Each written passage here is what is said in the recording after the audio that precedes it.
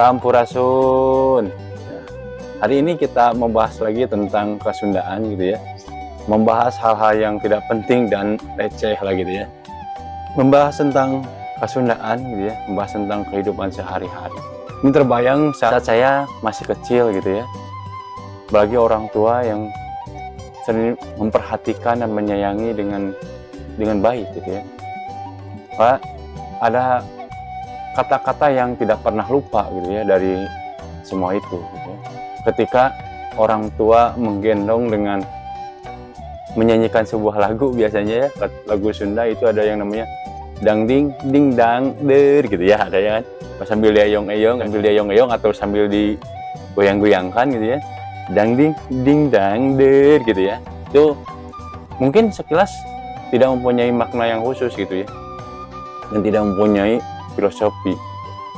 Ini adalah sebuah kata yang sederhana yang diberikan orang tua kepada anaknya untuk menghibur gitu ya. Mungkin kalau diartikan dangder itu adalah sebuah singkong gitu ya. Nah, orang tua ingin kita seperti singkong ini gitu ya. Bermanfaat.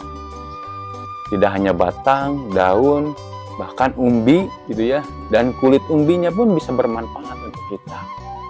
Dan ada lagi satu lagi, ketika kita lagi sedih gitu ya, lagi nangis, orang tua sering menghibur kita dengan kata bakekok gitu ya. Kita lagi nangis, lagi sedih gitu ya, tuh orang tua biasanya seperti ini, cilu bakekok gitu ya. Itu kan mungkin sering lah ya, orang-orang di kampung pasti pernah mengalami hal itu gitu ya. Dan ini juga sama gitu ya.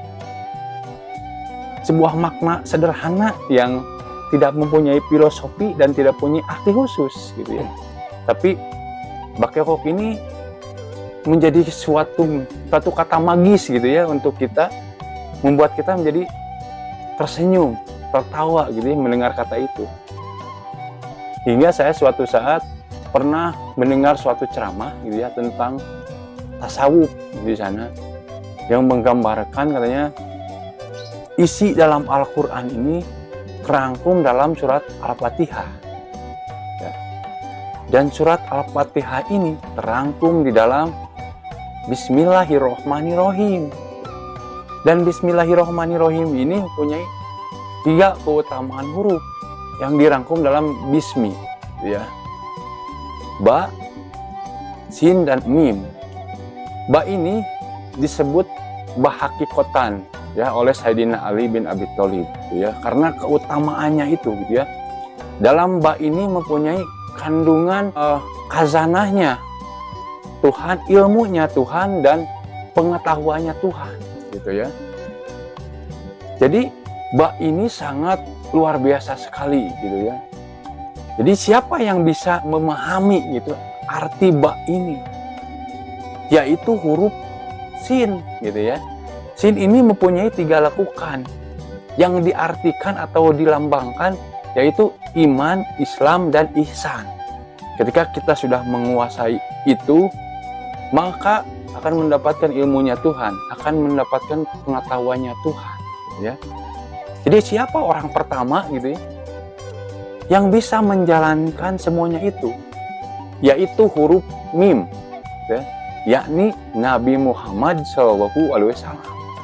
Dari situ gitu ya, mungkin saja orang tua menyampaikan atau sedang berdoa lah istilahnya gitu ya, dengan kata bakekok ini, semoga anak saya ini tenggelam dalam pengetahuannya Tuhan, dalam khazanahnya Tuhan, dalam ilmunya Tuhan itu yang sangat luas gitu ya.